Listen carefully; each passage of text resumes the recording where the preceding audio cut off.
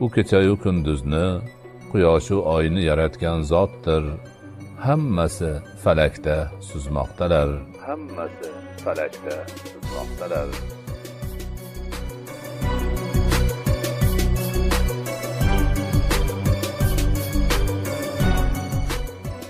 Albatta, Alloh osmonlar va yerni qulab tushishlaridan ushlab turur.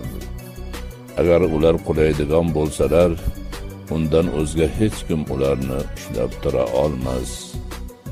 Albatta, u o'ta halimdir, o'ta mag'firatlidir.